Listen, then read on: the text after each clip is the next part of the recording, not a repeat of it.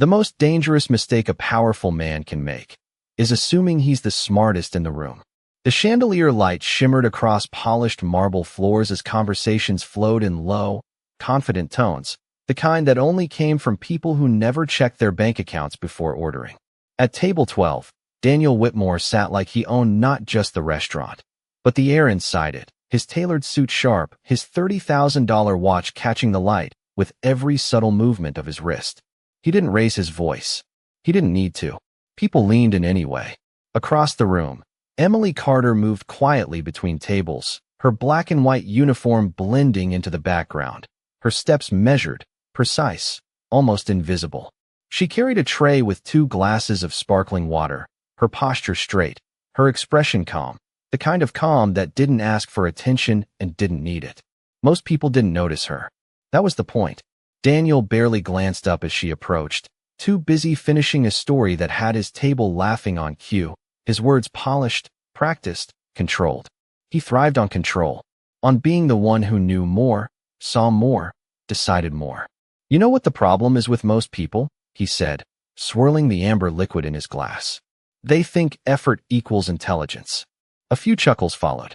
Emily set the water down gently, the soft clink of glass against table almost lost beneath the hum of the room. But her eyes flickered, just for a moment. Observing. Measuring. Excuse me, Daniel said suddenly, not looking at her, but gesturing slightly, as if calling for a tool rather than a person. You. The table quieted. Emily stopped. Turned. Calm. Yes, sir. He leaned back, studying her now with mild curiosity, the way one might inspect something unexpectedly out of place. Let's try something, he said, a faint smile forming, not warm, not kind, but entertained. A simple question. A few heads nearby turned. Not obvious, but enough. Emily didn't move closer yet. She just stood there, hands lightly clasped, waiting.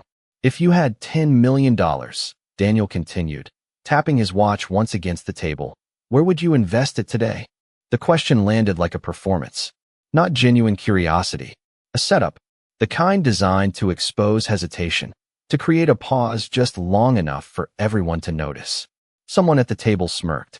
Another leaned back, already anticipating the awkward answer. Emily stepped forward then, placing a fresh cup of coffee in front of him. Steam rose briefly, then faded. She didn't answer. Not yet. Daniel's smile widened slightly. Take your time, he added, almost generous. The room didn't go silent, but it shifted. Conversations softened. Attention tilted. Waiting. Watching. Emily looked at the cup, then at him. Her expression didn't change, but something in her eyes did. Not fear. Not uncertainty. Something quieter. Sharper. And for the first time that evening, Daniel Whitmore was no longer entirely in control of the moment. Emily let the silence stretch just long enough to become uncomfortable, not for her, but for him. The steam from the coffee had already faded, leaving the surface still and dark, untouched. She glanced at it briefly, then back at Daniel Whitmore, her voice calm when she finally spoke. I would not invest it. A faint ripple moved through the table, subtle but immediate, like a shift in air pressure before a storm. Daniel's smile held for half a second longer than it should have, then tightened. That was not the question, he said, leaning forward slightly, his tone still controlled, but sharper now. Emily did not step back. It was, she replied, just as evenly. You asked where. I am telling you nowhere. A soft clink echoed from a nearby table as someone set down a glass a little too quickly. Daniel's eyes narrowed, not in anger, but in recalculation. He was used to resistance. He was not used to precision.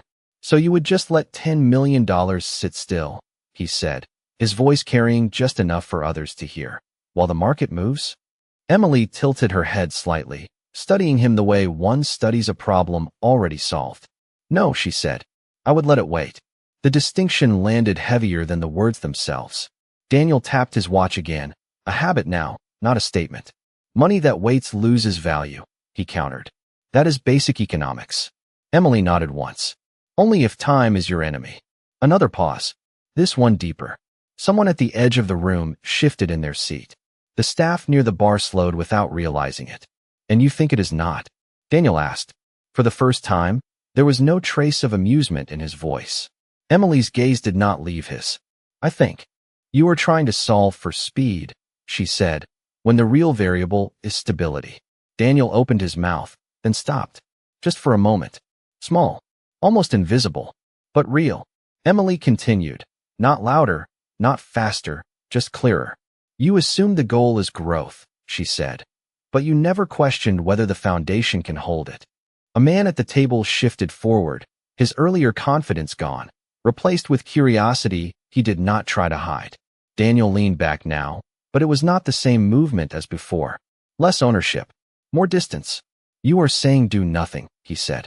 Emily shook her head slightly.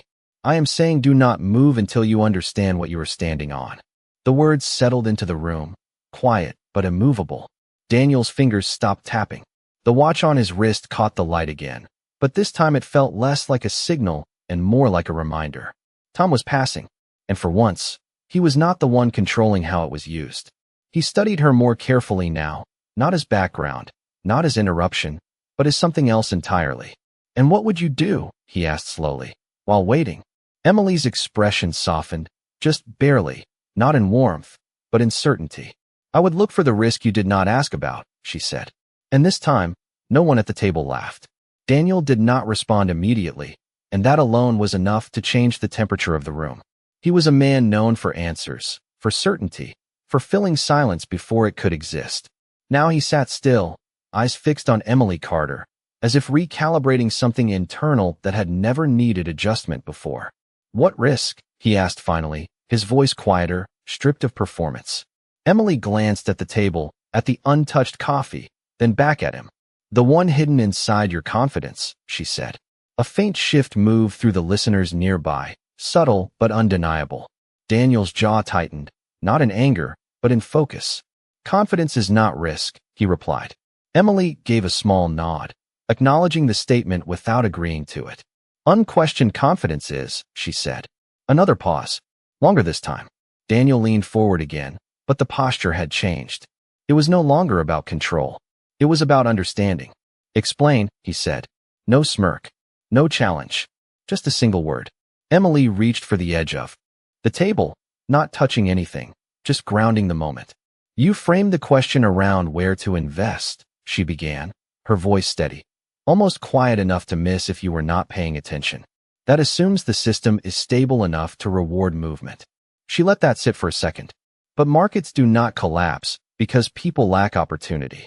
They collapse because people ignore fragility.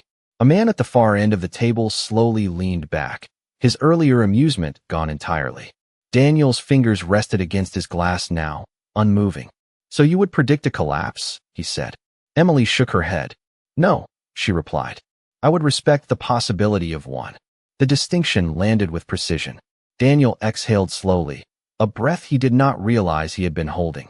And what would you do with $10 million while you are respecting possibilities? He asked. There was a trace of something new in his tone. Not sarcasm. Something closer to humility, though not fully formed. Emily's eyes softened again, not emotionally, but intellectually, as if the question had finally reached the right depth. I would build optionality, she said. Liquidity. Flexibility. Positions that do not require the future to behave exactly as expected. Daniel's gaze sharpened. That limits upside.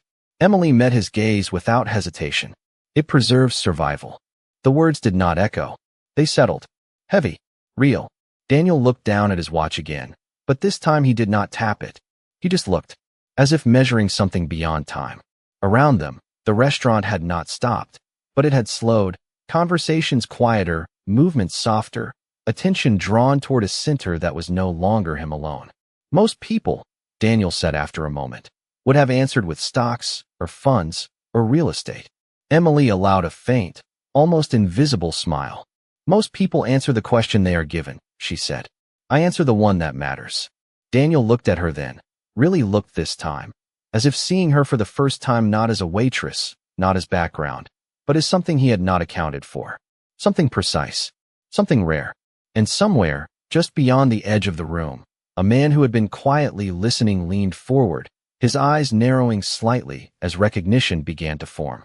The man at the edge of the room stood up slowly, his chair barely making a sound against the polished floor, but the movement drew attention anyway.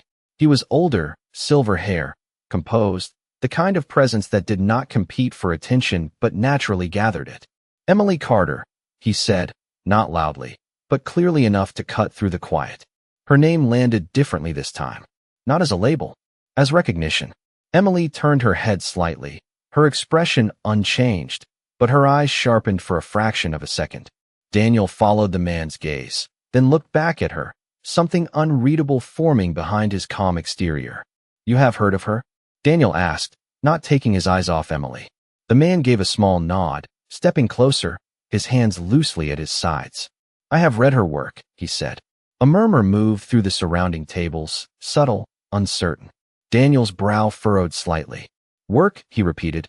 The man exhaled softly, almost amused by the situation unfolding in front of him. "A few years ago," he said, "there was an anonymous paper circulating in private circles. Risk modeling. System fragility. It predicted corrections no one else saw coming." He paused, letting the memory settle. "It saved a lot of people a lot of money." Daniel's eyes shifted back to Emily, searching now, not assessing, but connecting pieces. "Anonymous," he repeated quietly. The man nodded again. "No name. Just initials." Another pause. EC. The letters hung in the air, simple, undeniable. Emily did not react. She did not confirm it. She did not deny it. She simply stood there, composed, as if the conversation had not changed at all. Daniel leaned back slowly, the movement controlled, but no longer dominant. "And you are telling me," he said carefully, "that the person who wrote that paper is—" He did not finish the sentence. He did not need to. The man gave a small, knowing smile. "Standing right in front of you." Silence followed. Not the casual kind. The kind that reshapes perception. Daniel looked at Emily again, but this time there was no trace of dismissal left. No assumption. No shortcut. Just attention. Real attention. "Why?" he asked after a moment. The question simple, but heavier than any before it. "Why are you here?" Emily glanced down briefly at the table, at the cold coffee, then back at him. "Because work is work," she said. "And assumptions are expensive."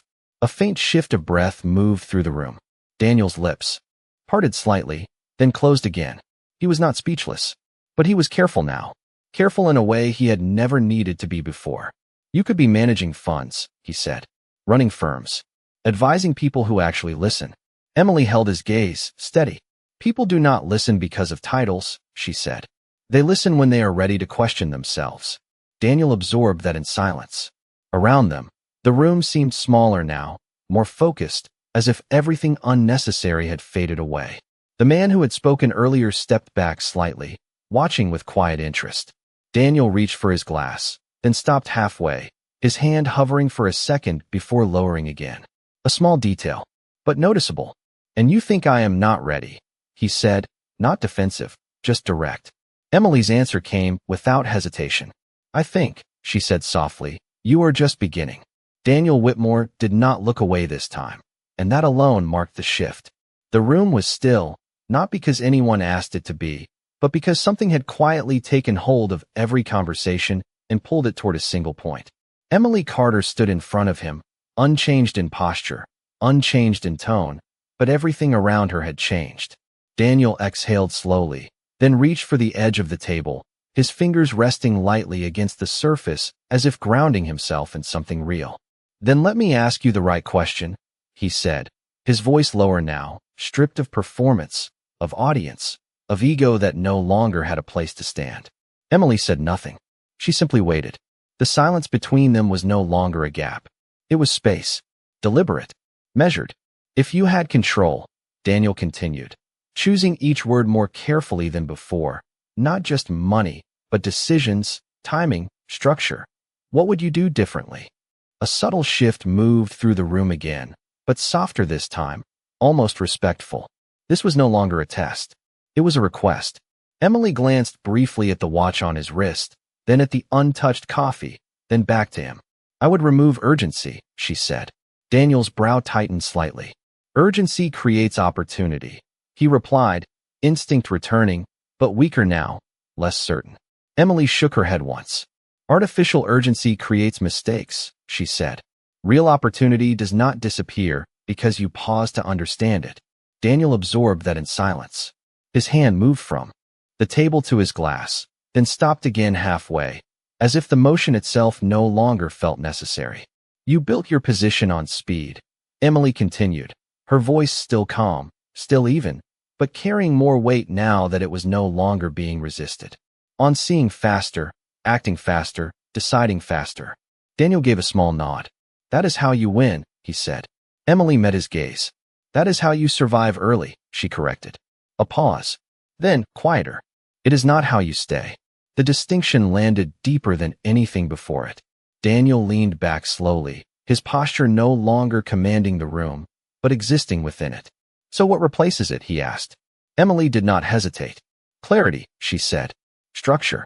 The ability to wait when everyone else is rushing. She let that settle, then added, and the discipline to walk away when something looks right, but feels unstable. Daniel's eyes narrowed slightly, not in doubt, but in recognition. Most people cannot do that, he said. Emily gave a faint nod. That is why most people lose when conditions change. The words did not challenge him. They revealed something. Around them, the restaurant had grown quieter still, not frozen, but attentive in a way that felt almost unintentional. The man with silver hair watched from a distance, arms loosely crossed now, not intervening, not explaining, simply observing the shift that had already happened. Daniel looked down at his watch again, but this time he unclasped it slowly, the movement deliberate, almost absent-minded. He turned it in his hand once, then set it gently on the table beside the untouched coffee. A small gesture, but unmistakable. Time, for the first time that evening, was no longer something he was measuring against others. It was something he was reconsidering. He looked back at Emily, his expression no longer guarded, no longer superior, but focused in a way that carried something unfamiliar. Respect. You answered a question I did not know how to ask, he said quietly. Emily held his gaze, steady as ever. Most important questions are like that, she replied. And in that moment, no one in the room was looking at Daniel Whitmore anymore. They were all looking at her. Emily did not move when the attention shifted fully toward her, and that was what made it undeniable. She did not absorb it, did not react to it, did not even acknowledge it. She simply existed within it, steady, unaffected, as if the room changing meant nothing to her at all. Daniel Whitmore watched that carefully, more carefully than anything else that had happened that evening. Not the words, not the logic, but the absence of reaction. You are not surprised, he said quietly. Emily glanced at him, her expression neutral. By what? She asked. Daniel gestured subtly around them, at the tables, at the eyes that had turned, at the silence that now carried weight. This, he said. People listening. People noticing. Emily followed his gesture briefly, then returned her gaze to him. That was never the point, she said. Daniel studied her for a moment, then nodded once, slowly. No, he admitted. It was not. He leaned forward slightly, his voice lowering again, not for secrecy, but for clarity. So what is? Emily did not answer immediately. She reached for the coffee cup, not to drink, but to turn it slightly, aligning it with the edge of the table, a small, precise adjustment that seemed almost insignificant until it was done. Accuracy, she said. Daniel's eyes flickered to the cup, then back to her. Accuracy, he repeated. Over everything else. Emily nodded once. Over speed. Over perception. Over being right in the moment. She paused, then added. Because being early and being wrong look exactly the same. A faint shift of understanding crossed Daniel's face, subtle but real. And being late? He asked. Emily's gaze held steady. If you are right, she said, you are not late. The simplicity of it cut through everything else. No embellishment. No defense. Just clarity. Daniel sat back again. But this time, there was no tension in the movement. Just thought. Real thought. The kind that did not rush to conclusion. Around them, the room had begun to breathe again, but differently now, quieter, more aware, as if something had been recalibrated beneath the surface. The man with silver hair stepped a little closer, not interrupting, just observing with interest that had turned into respect. Daniel glanced at him briefly, then back at Emily. You chose not to correct me earlier, he said. Emily tilted her head slightly. About what? Daniel gave a small, almost amused exhale. About everything, he said. You let me finish. You let me frame it wrong. Emily considered that for a moment, then nodded. People reveal. More in how they ask than in how they answer, she said. If I corrected you too early, I would only be fixing the surface. Daniel's lips pressed together briefly, then relaxed. And now, he asked. Emily's response was immediate. Now you are asking better questions. Another silence followed, but this one was lighter, not empty, not tense, but settled, as if something had found its place. Daniel looked down at the watch on the table, then at the coffee beside it, still untouched, still cooling. He reached for neither. Instead, he looked back at Emily, his expression no longer searching, no longer testing, but recognizing. You knew this would happen, he said. It was not an accusation. It was an observation. Emily shook her head gently. No, she said. I just knew what would not last. Daniel held her gaze for a long second, then gave a quiet nod, the kind that did not need to be seen to matter. And in that moment, the power in the room did not shift loudly. It did not announce itself. It simply settled, quietly, undeniably, exactly where it belonged. The moment did not end. It deepened.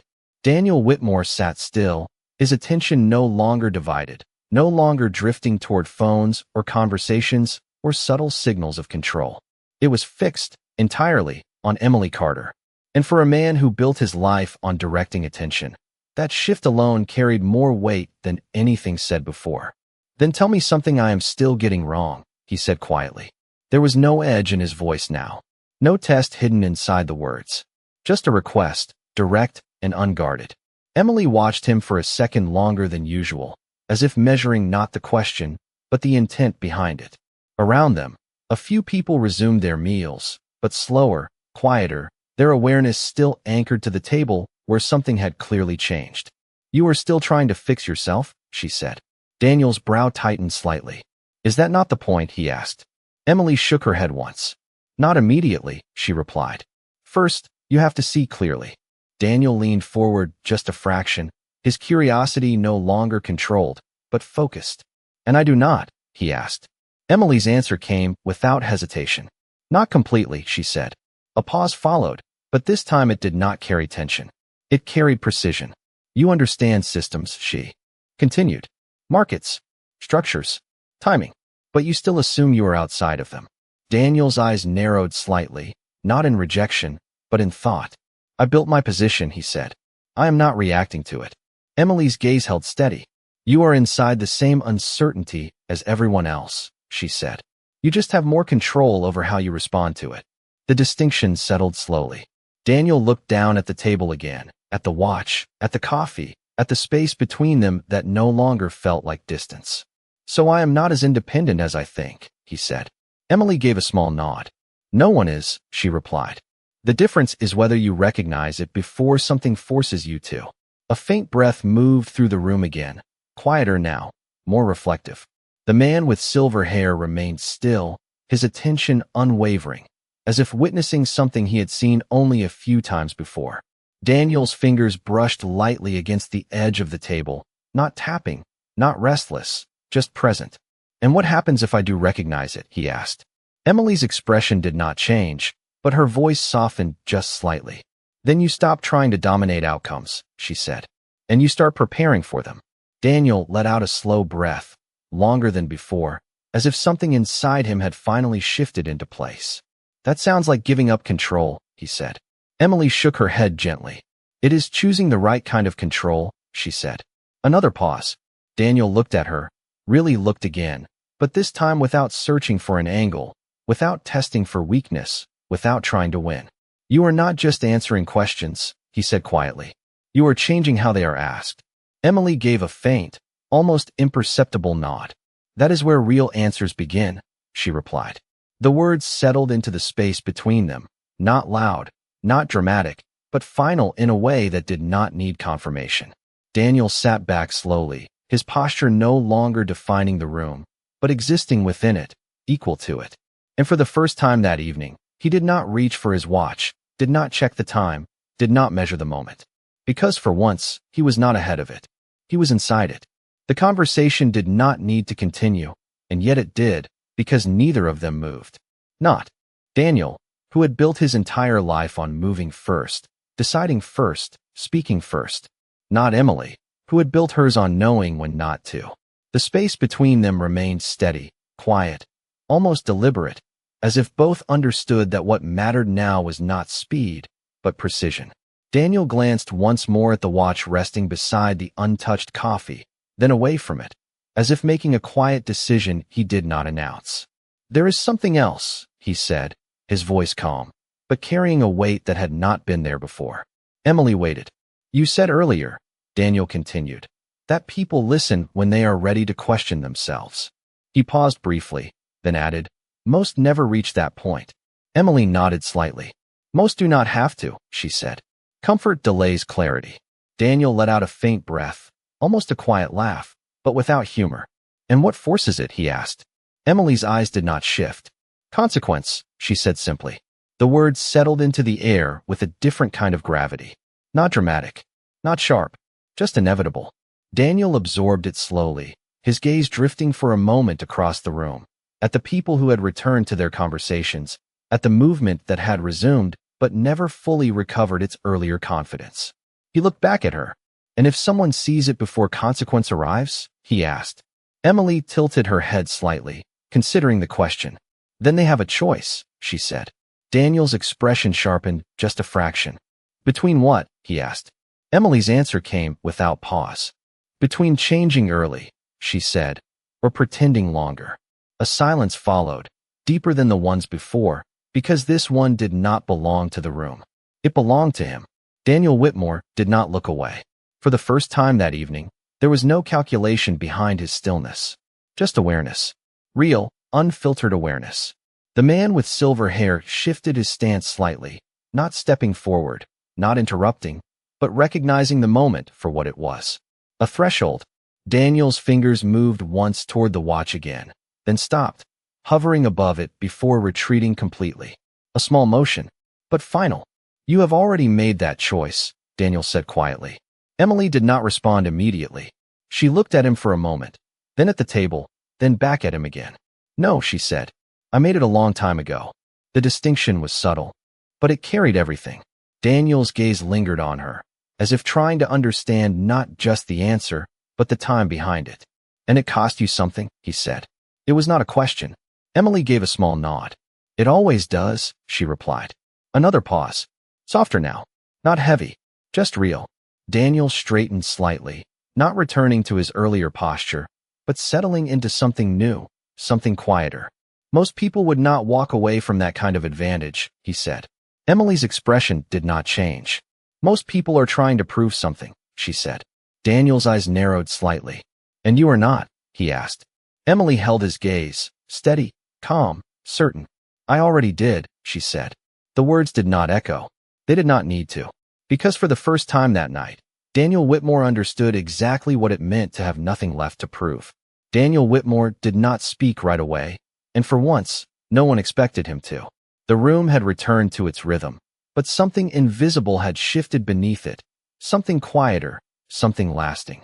He looked at Emily Carter not as a puzzle, not as a disruption, but as a reference point he had not known he was missing. His hand rested near the watch on the table, but he did not reach for it. Not anymore. "Most people would try to bring you into their world," he said finally, his voice calm, measured, but different now, stripped of the need to impress. "Offer you a position, a title, a reason to step back into it."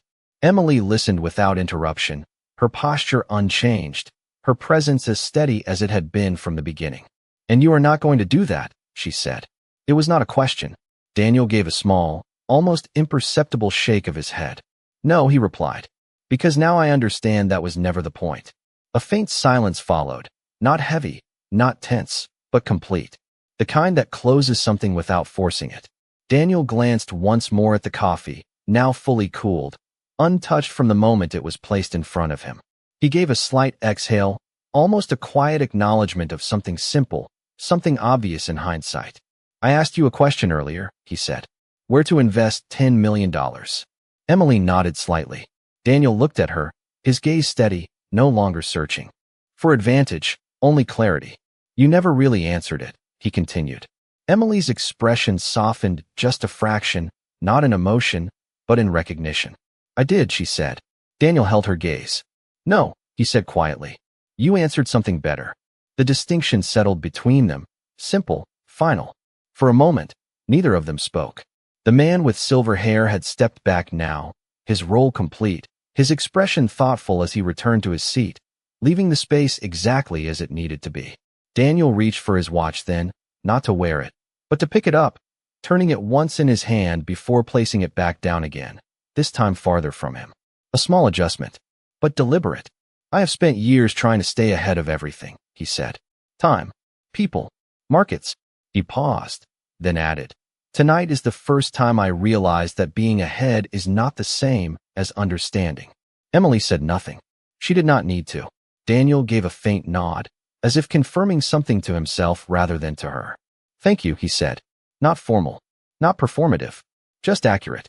Emily held his gaze for a brief moment, then inclined her head slightly, the gesture simple, respectful, complete. She turned then, picking up her tray with the same quiet precision she had carried from the beginning, her movement smooth, unhurried, unaffected by everything that had just unfolded. She did not look back. She did not need to. Daniel remained seated for a moment longer, watching her walk away, not with curiosity, not with intent, but with understanding that had finally caught up to him. Around him, conversations resumed, glasses clinked, life continued exactly as it had before. But for him, something had shifted in a way that would not return. He reached for the coffee at last, lifting the cup slightly, then pausing as he felt the temperature. Cold. He gave a small, quiet smile, setting it back down untouched. And for the first time that evening, Daniel Whitmore did not try to change anything. Because some answers were not meant to be used immediately. Some were meant to stay. And in the stillness that followed, one truth remained, clear and unspoken. She did not raise her voice. She raised the standard.